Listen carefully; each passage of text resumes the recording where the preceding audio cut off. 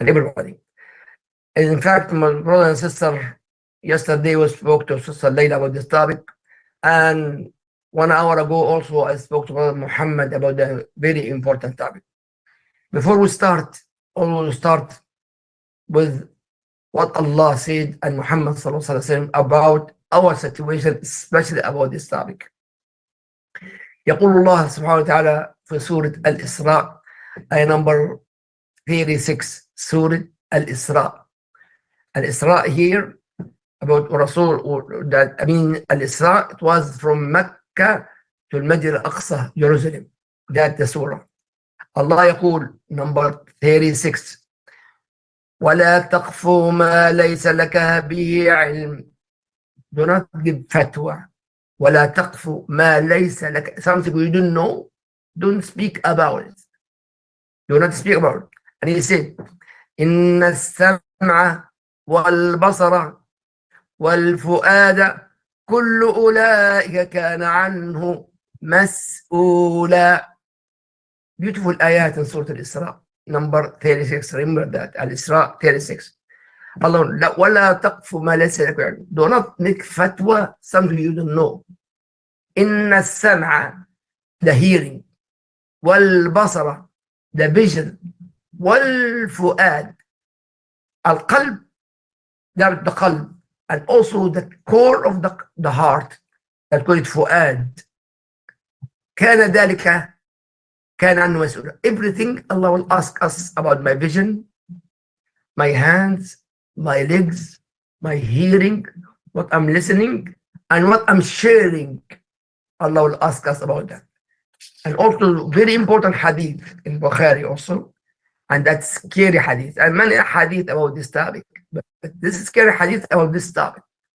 And give me attention what Rasulullah sallallahu alayhi wa sallam speak. قال لكل ابن آدم حظه من الزنا. Every human being had a part of adultery, zina, of adultery. And give me attention now. من الدم. فزنا العين النظر. When you look something haram, now the cell phone, the laptop, movies, a lot of things, people now most of the movies now, people kissing and hugging and more and more and more. When you look, Allah said, وَإِنَّ الْعَيْنَ من النظر, doing zina, we make zina. واللسان والمنطق, zina, to speak, carrying what those people saying, carrying or sharing, that's zina, adultery. والأذنان, you listen and you agree, and some people do sharing what they're hearing, zina. والاستماع واليدان, and hands, when you do something haram, zina. And the legs come also adultery, zina. And so والفم, that's zina. And son, and he says sallallahu alaihi wasallam at the end, يصدق ذلك كله ويكذب. That means if you agree, that's zina. If you disagree, be away, not zina. So the ayah before, the إن السمع, hearing, والبصر والفؤاد, the vision and the heart, we have to, Allah will ask us. And the hadith agree here. All this, if I agree and follow and sharing, listen away, and that is zina. May Allah protect us from it. Brother Muhammad, this introduction is very important. Before you speak, Jazakallah khair, please. Assalamu alaikum wa rahmatullah. Alaykum salam. Exactly right. I think one of the biggest problems we have this day and age is with the internet and with the social media and how widespread it is.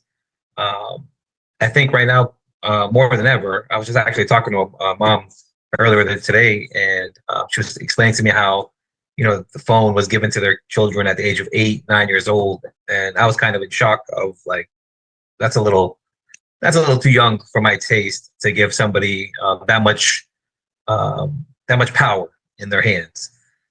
because I don't think we realize the impact of what we watch and what we see and what we hear on social media. Right now, it's like everybody's an expert at everything, right? You have so many people who just wear the doctor's uniform, and all of a sudden now this guy's a doctor. We can trust what he says. He knows everything. He knows what I could listen to him. He's talking about my toes tingling, so he's telling me that I'm probably gonna have a heart attack. So now it causes us anxiety. It causes us all this pain, all this depression in our hearts because we just listened to a guy who looks like a doctor tell us that the tingling in our toes means we're having a heart attack, which is most ridiculous things. One of the most ridiculous things that you could see out there. The other thing that really kind of the kids I guess don't realize is I was dealing with a Muslim brother years ago. I want to say like 2 years ago, about he's in his 20s, 22 years ago, about 20, 25, 26 years old. And he came to me via a recommendation from another imam. And he said, brother, I have a problem. My parents are trying to force me to get married. They want me to get married. They want me to get married. They want me to get married. And I don't want to get married because I feel like I can't, I'm not what they want me to be. I'm different. And I said, okay, well, we're all different. He goes, no, well, I have different feelings. And I don't feel the same way about girls the way I'm supposed to. I feel more about guys. And he was basically going back and forth with this whole issue. And as he's talking, I listen. And maybe because I've done this for so long, I kind of just hearing the voice, hear the tone, and just listen to the words he's saying. I said, well, let me ask you a question. What kind of stuff are you watching online? Yeah. And he, was running around the circles, going back and forth, saying these different things. I said, I know exactly what you're watching. You're watching this haram stuff. Let's just be blunt about it and let's fix it up. We can fix this up. And so I said, let's try 2 or 3 days where we don't watch anything. Nothing. Just don't even go online. We're going to do an online detox. 2 or 3 days. I call them up. Doing great. Okay, I'm feeling a little bit better. You're absolutely right. I see what's going on here. I see it because everything you put in your eyes, everything you put in your ears, everything you're watching, you're ingesting through your eyes and through your ears. It's going right there to your heart. It's messing up your soul. Like it's messing you up. It's giving you vibes that are not supposed to be there, right? There's the vibrations that we're not supposed to be having. So we did that for 2 weeks. SubhanAllah, he started saying, listen, man, I think, you have something right on this because I'm feeling different. I don't like that kind of stuff anymore. It's weird, but I still don't want to get married, but I just want to catch myself. I want to fix myself up before I put myself in a situation. I said, okay, I understand. But a week down the road, he went back to doing what he wanted to do, fell back into the trap of watching that kind of stuff, and he lost connection with me. At the end of the day, what he wanted me to do was go to his parents and say, it's okay for him to be that way. And I kept telling him I can't do that. That's not my job. That's not what I do. My job is to try to fix, try to help, try to assist, but not create any more haram. Right. The first thing I tell everybody when I come into their homes or have a discussion with parents or for kids is I make sure I try to put the deen first. Right. Islam always comes number one, and then your feelings comes after that. And then we can talk about the feelings aspect of it after we talk about why it's haram or why we Muslims do certain things. And that's just one example of the stuff that I've seen and in my years of doing stuff like this. Other stuff that I've talked to with non-Muslims is the music that these kids are listening to, right? Like if you notice, music is basically everything. Music is in everything. Music is in our movies. Music is in our videos. Music is even like it's weird. Even some of the Islamic videos I see has music behind it, because it creates that dramatizing feeling that that you're going to get something, or if you're watching an action video or action movie, you're going to have action music to make you feel some type of way. And so there's a lot of even during Ramadan when I tell the Muslim kids, hey, during Ramadan, I know they tell you not to eat or drink, but I'm gonna put another task on you guys. Don't listen to music for that 1 month. Let's try to not listen to music. It's SubhanAllah, the second week of Ramadan when I go into the school and talk to the kids, like, well, brother, when I'm watching the YouTube shorts or TikTok, there's music behind the videos. And so it's my way of showing them, letting them learn I'm telling you the truth. I'm not lying to you guys. Everything that we do, everything that we see, everything that we want to do or use has music behind it. And there's a reason for that, because music makes you feel some type of way. I remember in college when I did my paper on road rage. Right? I had to do a thesis on road rage, and it was a nice paper that I did, and it was all about what type of music causes road rage. Right. And it's kind of like I was just researching, reading, and basically, the different types of music causes you to drive a certain type of way. And if you ever notice yourself, and you guys can try this, maybe inshallah after this video, after you guys watch this, see what happens to you when you're listening to Quran in your car compared to when you're listening to music in the car. See what kind of feelings you're getting. See how fast you're driving, how slow you're driving, how impatient you are when somebody cuts you off, or how patient you are when somebody cuts you off. It's a weird it's a weird test to test yourself, because it's very, very true.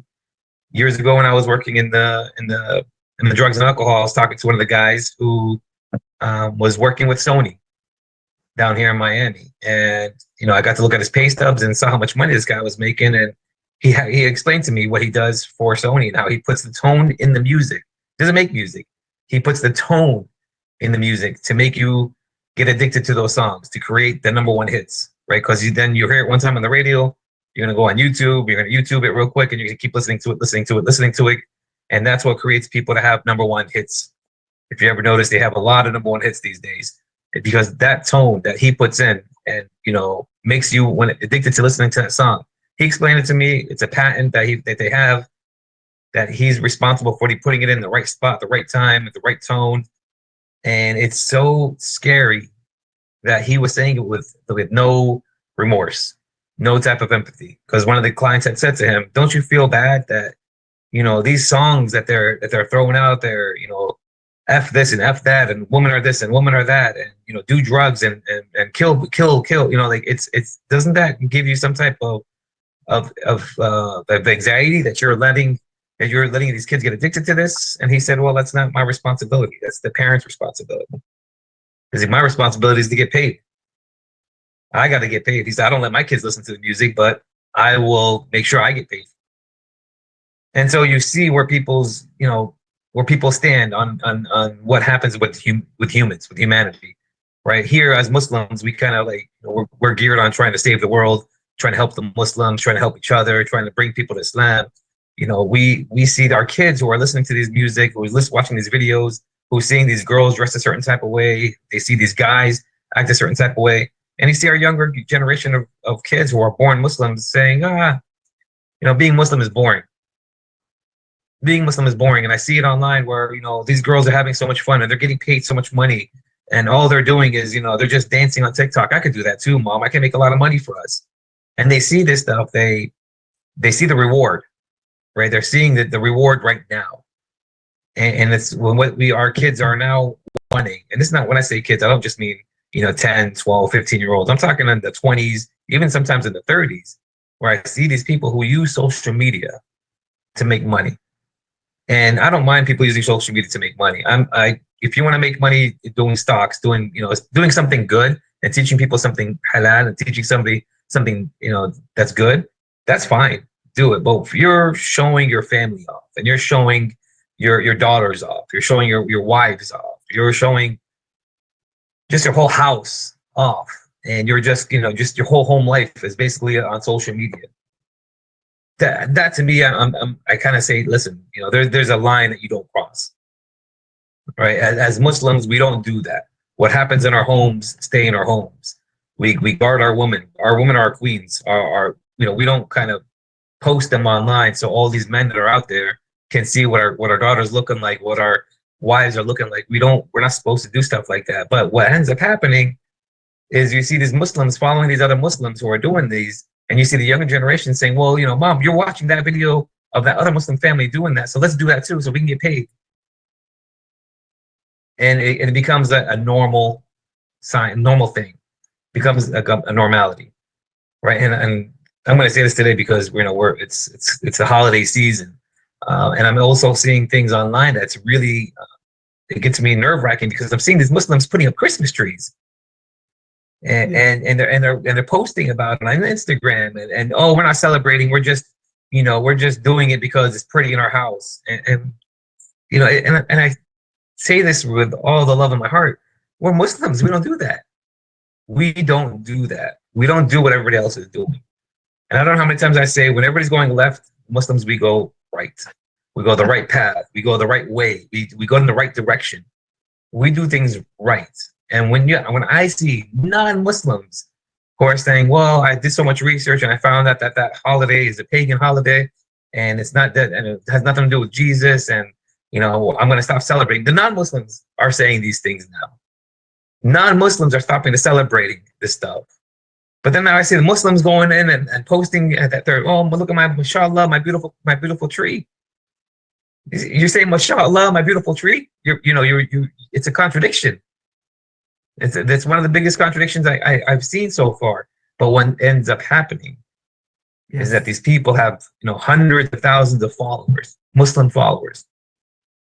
And these Muslim followers see that this person, that influencer is doing it, so now it became okay. So if this person is doing it, then why can't I do it? Because another Muslim's doing it. She wears hijab, she wears everything. Why, if she's doing it, I should be able to do it. And so, and I've heard this, man, I've heard this so many times in the schools with the kids, with the youth, the 7th graders, the 8th graders, where they'll tell me these things. Well, brother Muhammad, you always say, we're not supposed to do certain things, but I was watching these videos, and she had a Christmas tree in the background. She was making a Arabic dish from Syria or from Lebanon, I don't know, whatever country they're from, and she wears a hijab, and behind her in her kitchen she had a Christmas tree. But they said it was okay because it wasn't like they were celebrating Christmas. They're not putting gifts under it. They were just having it out there. And it irks me because I have to go and explain to them that what that person is doing is wrong. That person that's doing that Christmas tree, and that person that's putting a mistletoe up there, that person who's listening to Christmas music, that person has fallen into the trap. Okay, and so when we, as Muslims, we have to keep ourselves strong enough to understand that that's not the way we roll, right? We're not supposed to kind of like follow the crowd of what everybody else is doing. I don't know how many times I've seen people or watching people who are hijabis walk around the malls trying to shop for Christmas gifts. Christmas gifts. And I make a joke at work. I laugh to them at work because they always say, oh, Muhammad's a Muslim, he doesn't celebrate Christmas. And I make a joke back and I'm like, oh no, I'm not a pagan. That's why I don't celebrate Christmas. It doesn't have anything to do with Muslims. It's just I'm not a pagan, so I don't celebrate Christmas, but I can receive gifts. I can't give gifts. Right? I always, give me all the gifts you want. That's fine. I'll take all the gifts you want, but I just can't give you anything. Right? We make a laugh, we joke about it and everything, but it's scary to see that our Muslim brothers and sisters are falling into this trap of everybody else is doing it, so it should be okay. And what's more amazing to me is the reverse. The people who come back to Islam, when they take Islam more seriously, they even ask the question, well, Brother Muhammad, how come I see some of these Muslims putting these decorations up and putting lights around their house? I got invited to a Christmas dinner one time with a Muslim family, and I get like so upset because I'm like, brother, I'm sorry to tell you this, but they're not. There's Islam is perfect, but the people are not. Remember that the Quran is perfect, but the Muslims, we have our faults. I'm not, and I always say, by all means, I'm not perfect. I'm the last person to say that I'm perfect. I always say I'm not a sheikh, I'm not an imam, I'm not, I don't know the Quran. I can't tell you what number surahs and all that kind of stuff that Brother Jamali mashallah can do. But I can tell you that in real life, Islam actually solves so many of these problems. It solves so many of these issues. It solves so many things. And I was listening to somebody who was talking about why people fear Islam so much, why the people up top fear Islam so much, and why they don't want Islam, why they keep fighting Islam. And even the kids who ask me, why they keep fighting Islam, why they don't like us. And when you look down deep into Islam and you see how much it answers, yes, then you see why they hate Islam. Think about it like this. If everybody was a Muslim and they followed Islam the right way, the Christmas holiday would be gone. You talking about multi-billion-dollar industry of Christmas tree lights and trees and all these different things that they do, that would be gone, right? And so they don't want these other industries. There's a lot of other industries we could talk about. We talk about the pornography industry. We talk about the alcohol industry. We could talk about the banking industry. You know, what would happen to the banking industry if it's them to go? Everybody would have a house. Oh no, we can't have that. We can't have everybody having a house. We can't have everybody affording to have a house. We can't have that because, you know, there's no money in that, right? It becomes very, very unprofitable to follow Islam. And that's kind of why I always tell the kids, like, we don't do what everybody else does. Just because there's a Muslim girl who wears a hijab, putting a Christmas tree in the behind her house and in the back of her, you know, whatever, in her living room, that's not right. We're not supposed to do that stuff. The things you see, the things you watch, the things that you hear about. And I always tell the kids, like, if you have any questions about any of the stuff that you've seen online, when I'm coming through, talk to me and ask me. Because there are a lot of them don't want to talk to their parents. I wish they would. I wish they would talk to their parents. I really wish that the parents would talk to the kids about stuff like this. But a lot of times when I ask the kids, did you ask your mom about that? Did you ask your dad? Well, no, because, you know, they start yelling at me and say, why did I even watch that? You know, and so they don't want to ask their parents. So they'll ask me these questions and I'll answer these questions. And a lot of times I get the feedback from the parents who will say, well, how do I make my kid talk to me about the stuff that they're seeing? My answer is, or my question to them is, how come you don't know what they're watching? Right? Where are you when your kids are watching what they're watching? Are you leaving the kids alone in the rooms while they're watching the stuff that they're watching?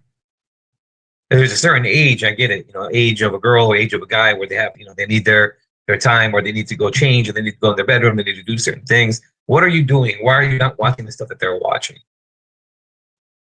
Right? And why aren't you explaining to them what they're watching and why it's haram or why it's halal or why we don't do this or why we don't do that? Right? And so when you start to ask these questions to the parents, they start to think, okay, well, where you know, where is the kid usually watching their stuff? Where is the kid usually doing what they're doing? Where am I when my kid is watching what they're watching? What am I doing when my kids are doing what they're doing? Because I'm pretty sure 99% of the time I know where my kids are, what they're doing, who they're talking to, what they're watching. Not because I'm a hover dad, like I hover over my kids. What do they call them? A helicopter father, right? Like I'm watching I'm not that kind of father, but I'm always wanting to know what's going on, right? Not just for them, for their sake, but also for my work, right? Because in my life and work, I have to know what's going on. I have to see what's going on online. I have to be able to talk to everybody about what I see and what these kids are watching. All right, and I always think, and I always have to tell everybody, it's not just us Muslims that are having this problem. A lot of parents who are non-Muslims are having the same problems. My kid listens to so much music, Mr. Muhammad. My kid watches so much of the bad stuff, Mr. Muhammad. Doesn't matter what channel I turn to, Mr. Muhammad, they're watching something bad. It doesn't matter what channel I turn it on to. There's either a boy and a girl doing something, or a boy and boy doing something, or a girl and girl doing something. Every channel that we put on, Mr. Muhammad, there's always something going on. What are we supposed to do about that? Right? And I always have to explain to them, you got to fill up that time with something else. Yes. All right, you have to fill up that time with something else. I get the TV. I get it. I know, guy. I mean, Brother Damali, he doesn't have a TV in his house. I know a couple of people that have no TVs in their house.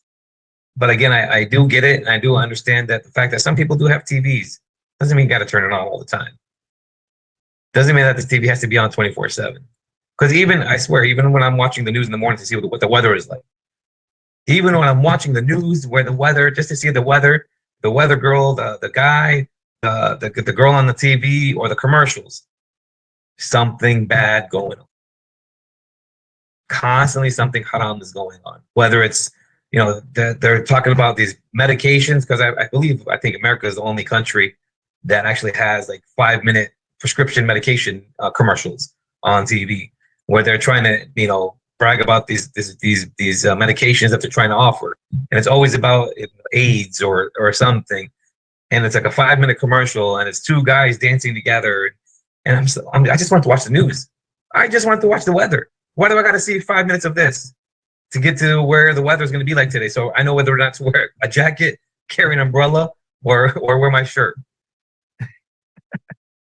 And and it's scary because I always tell the parents, like, we have to watch what our kids are watching.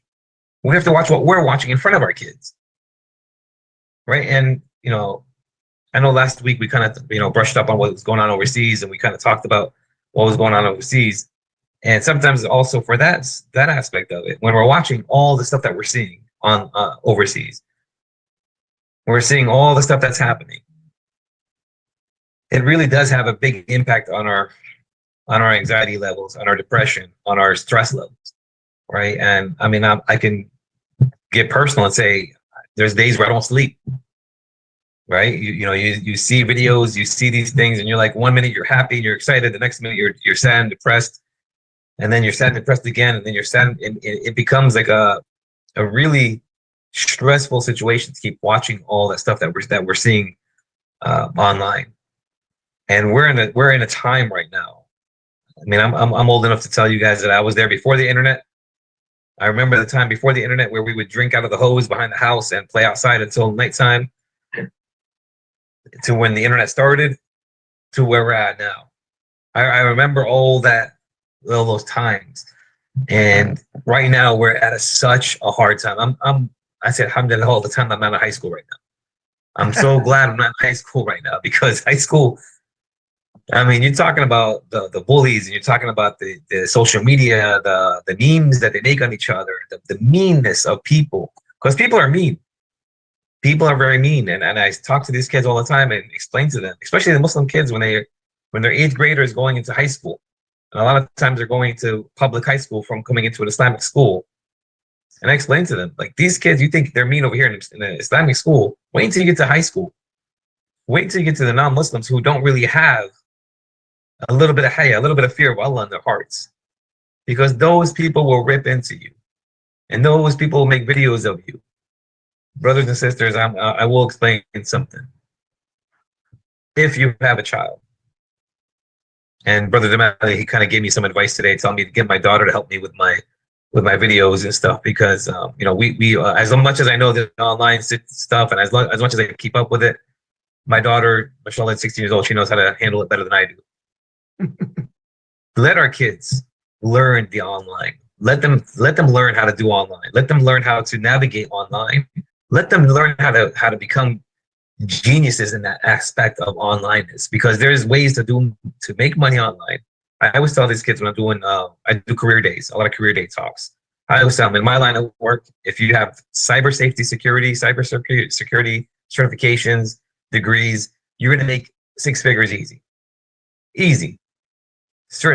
Get online, learn how to make video games, learn how to make certain things, how to do certain things online, architectural designing.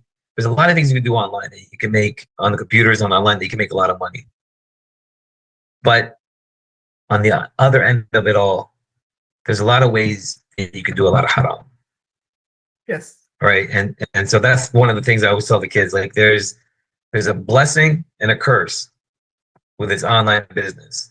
You can do lots of good if you want to, or you can do lots of bad if you want to.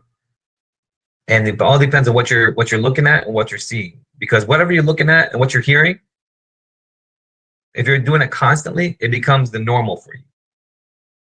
It becomes normalized for you. And you don't want haram to become normal.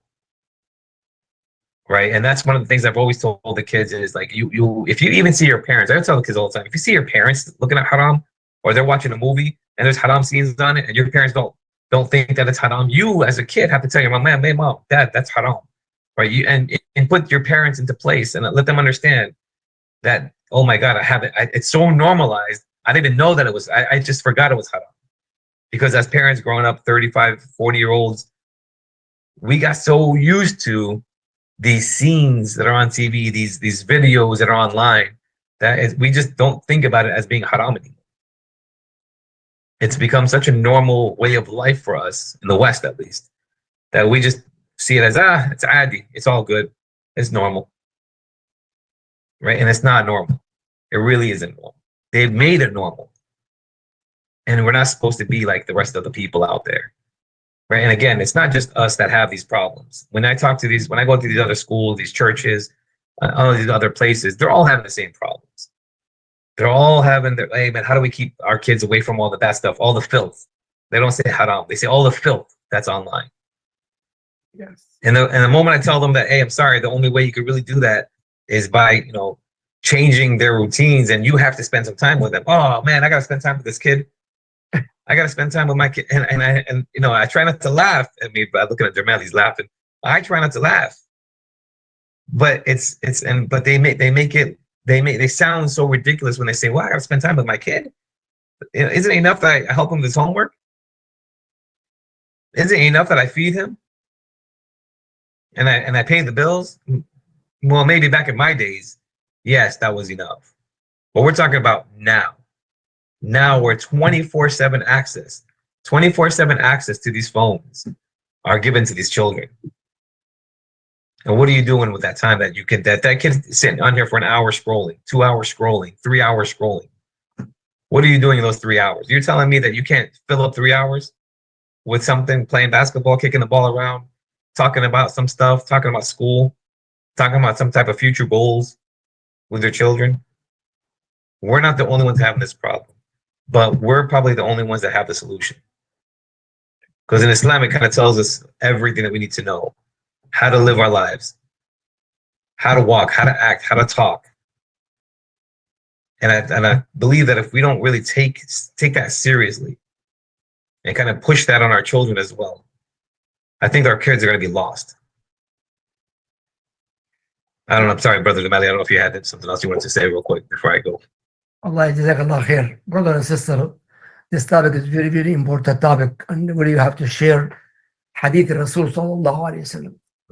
قال صلى الله عليه وسلم البخاري: لتتبعن سنن الذين من قبلكم شبرا بشبر وذراعا بذراع لو دخلوا جحر طب لدخلتموه. He says صلى الله عليه وسلم in hadith, لتتبعن, you will follow the people before of you, before of us, before the Islam.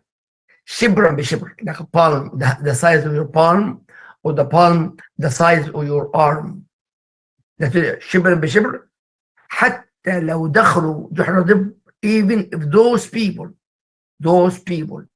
they enter the cave of the lizard, you will follow them. That's the Sahaba, the companion. Ya Rasulullah, one of the signs of the children, Rasulullah, and اليهود والنصارى, the Jewish and the Christian, and قال Prophet Muhammad, فمن, who else? In fact, yes, Brother Muhammad is speaking of a very important topic. Now, for example, many Arab country, Muslim country about the trees in Saudi Arabia. Imagine Saudi Arabia, this tree, the Christmas tree, and Emirates before, and Bahrain, and Jordan, and Egypt, and many Muslim countries. So that's Prophet Muhammad said over the truth. The people before us, we follow their, even the lizard, running in the lizard. Go in the lizard, we're going to follow their for the steps. But there's a hadith of Rasul. And also Brother Muhammad speaking about actually kids, with all my respect, I love you, Brother Muhammad, you know that. The parents doing the same thing. About the music, for example, we have to understand Allah Azza wa Jal says it clear about the music. Surah Luqman, ayah number 6 and 7. Surah Luqman. Allah Azza wa Jal يقول, the first ayah number 6, من الناس من يشتري لهو الحديث ليضل عن سبيل بغير علم ويتخذها هزوا أولئك لهم عذاب مهين ومن يشتري لهو الحديث فيضل. It's very important, this ayat, brother and sister, in Surah Luqman. This ayat, whoever listen to the music and he make it like a joke, saying nothing wrong, yeah, that's number ayah, لهم عذاب مهين, severe punishment. And the ayah after that, if you believe in this kind of song of music, that's kufr wal iyadu billah, if you believe in it. And that's Ibn Abbas said it, very important, Ibn Abbas. وصل many hadith الرسول صلى الله عليه وسلم about the music. Many hadith is a prohibited even to listen to it, to listen to music. Yeah.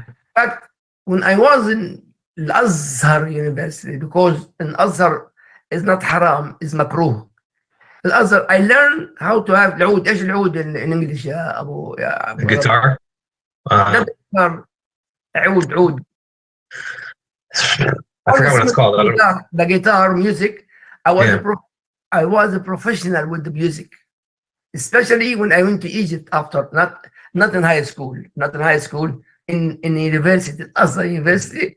I learned the song of Kulthum. I learned it in Egypt. I learned it in first years in college in Azhar University.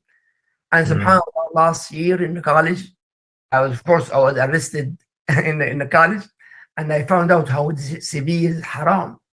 I divorced this kind of music, alhamdulillah.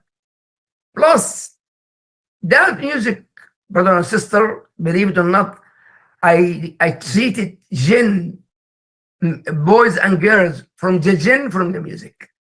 How to treat jinn, become completely jinn. I spoke with the followers before with my brother and sister. Believe it or not, a lot of people with the music have a jinn, and sickness and cancer and many diseases of that music. Just listen, and especially people doing dancing and in the bathroom. And the bathroom is a place of the jinn. The jinn. You have to believe in that, brother. It's a serious problem. And Jazakallah khair, brother Muhammad, but it's haram 100%. Brother, yes, brother. I will say a lot of kids that, they always ask, and some of the parents have asked, when I go to the houses and we talk about the music, we talk about this kind of stuff. Muhammad, when you go to the grocery store, there's music in the grocery store. Yes. When we go to the mall, there's music in the mall, because they want people to be happy, and they want you to shop more. It's a marketing strategy. It is what it is. So I always tell them, like, there's only so much you can do as a Muslim, right? You can turn it off in your car, you can turn it off in your house, you can turn it off in your office. If you turn it off in your office, there's certain places that you can turn it off, but there's certain places you can't. Right? Yeah. And I get it. We all get it. We all understand. We all live in the West, so we are kind of stuck in a certain rut of where we can do and what we can't do. But I'm pretty sure that Allah knows our intentions, right? Allah knows where our eyes want to go, where our ears want to go. He knows our intentions. And that's kind of what I tell the people. What are your intentions? Are your intentions to stop altogether, listening to music? Okay, then go for it. But you can't stop going to the grocery store. I'm sorry, but you got to eat, right? You can't stop going to the mall to get what you need to get, or the places to get what you got to get. If you got to eat, you got to eat. If you got to go, you got to go. And yes, maybe, you tell somebody, well, go on and shop online all the time. Get all your food delivered. You don't have to worry about listening to music all the time. But let's talk reality, right? Reality is what it is.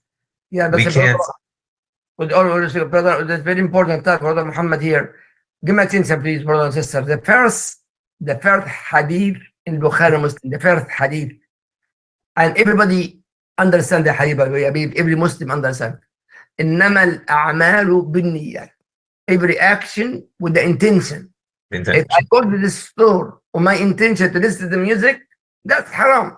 If I go to the store or in the mall or anything, I don't have intention to listen, no problem with that. That's the key. The intention. Yes, absolutely. Yeah. Like, for example, we go to the store, the restaurant, for example, they offer you wine and pork. What do you do? Run away? No. So, no, I don't drink. I don't eat pork. Simple. The intention. The key is the intention. So, Brother Muhammad, continue. Absolutely. No, you're good. I'm glad you brought that back up, because intention is the number one thing that I always tell people is, when you're walking into somewhere, you're trying to do something, what are your intentions? When you're trying to save a marriage, what's your intention? Is your intention to get back at your wife? Is your intention to get back at your husband? Or is your intention to save this marriage? What's your intention? Is your intention to make your kids grow up to be good Muslims? Or my intention is to make a lot of money? Right? Where's your intentions at? Yes. Brother Muhammad, brother, really important, brother and sister, very important topic here. When you get married, brother and sister, every time I get married, I have to, what is the intention to get that woman? The majority of the people, because she's beautiful, she's gorgeous. Any thinking like this, because she's long, beautiful, go to back to Hadith al-Rasul sallallahu alaihi wasallam. Yeah. So, Very important that we get married because the money, wealth, because the beauty. And he said at the end of the hadith, فَاظْفَرْ بِذَاتِ الدِّينِ تَرِبَتْ يَدَاكَ. Get the woman with the deen, you'll be of a curious. Good. that's it. Absolutely. Intention, Brother Muhammad Bashir, for Jazakallah khair, the intention to get married, what? To have a decent, beautiful family and fearing Allah Azza wa Jalla. Yeah. And getting closer to your deen, right? And that's one of the things that I always tell them, the kids. Actually, 3 days ago, I was talking to a brother, I think he was like 25 or 27 years old, who was getting married. And I said, what are the questions you asked this girl before you even tell me about this girl? What were the questions? Because he was given my number from another brother that I was helping with his marriage. He's 20, another young brother, and he was asking me these questions. And the questions he was asking me, I was getting curious on, where did you get these questions from? He said, well, the brother that you were helping, he was helping me with my marriage. And, he told me this stuff that he went through with you. So I said, okay, he told you everything that him and I discussed? He said, yeah. He told me everything that you guys talked about. So he was helping me with my marriage. I go, listen, brother, do me a favor. Tell that brother that's helping you with your marriage that he can't help you with your marriage. That he has to fix his marriage first before he comes giving you advice on how to be married or how to get married. Yeah. I made a laugh. I made a joke, and that last brother called me. Said, "Oh, I know what you're saying. I just felt bad. That's why he gave me your number." And I always, I explained to him the number one question that you got to ask these women and that ask the girls, tell the boys. And I did the same thing last week on when I was talking to another sister. The questions you got to ask are very, very, very important. I don't care what they look like. I care about what's on the inside. Right? What are your intentions? Right? Because I have a daughter. So of course I'm going to ask the questions. I'm going to ask some questions. I'm going to have the questions that you need to make sure that you have the answers to. And not just the answers because you read it out of a book. I want to know what's inside of your heart. Right? Because anybody can say the right thing, and anybody can say that, what you want to hear, right? They can fake it to make it. Right? We say that's a prison term, right? In prison, in the yard, they used to say, fake it till you make it, bro. I got 2 more years left. I gotta fake it to make it. I gotta stay on my toes and be good until I get out of here. Then I'm gonna do what I want to do. And they do the same thing when they're about to get married. They say certain things a certain way, and they make themselves sound so, manly or Islamically right, and we're so good, and I wear hijab, and I'm the best girl in the town, the best girl in the world. And I always tell them, like, okay, it's gonna take some time to weed out the lies, right? You can only lie for so long, right? And a lot of times, what ends up happening is these guys, these boys, these men, are watching this stuff on YouTube or on TikTok or on Instagram. They're watching these guys teach them how to be a man. Right? I have this guy who said that if I have to say like this to a woman, I have to be like that to a girl. I have to do this, and she has to make me a sandwich. Whoa. I said, hold on, my brother, hold on. And then I have to explain to them, whatever you're seeing online, don't listen. Please don't listen to these people. It's clickbait. They're trying to make you click their videos. They want you to watch a video for more than 1 minute, because if you watch a video for more than 1 minute, they get paid. They're not doing things in your best interest, right? And it becomes so ridiculous that some of the stuff, like even this brother that I was talking to a couple of days ago, the stuff he was saying to me, he had such a thick Arabic accent, and he was saying all this Islamically correct stuff, and I'm like, okay, you're talking Arabic, you have good deen in you, but you're asking the wrong questions. Yeah, you're right. I'm asking him questions, and his answers are crazy. I said, brother, I think you're watching too much TikTok. I told him, I know what you're watching. I know what you're watching because I see that stuff. And all that stuff is lies. It's lies. It's clickbait. They want you to keep watching their videos. They want you to follow them. They want you to subscribe to their channel because they get paid. But Brother Muhammad, that's true. But also the Arab country and actually Africa also, our culture to the woman is supposed to do everything in the house. For example, me myself, when I got married, you know my wife very well. I make tea for her, hot water for her every day. By the way, after the Simi, Ibrahim, tea, hot water, hot water. I cook for her. But when I went to Gaza for my family, I do that for I cook for my wife, tea for my wife. What? Are you crazy? أنت مجنون? They think that's surprise for me as a man for and serving my wife.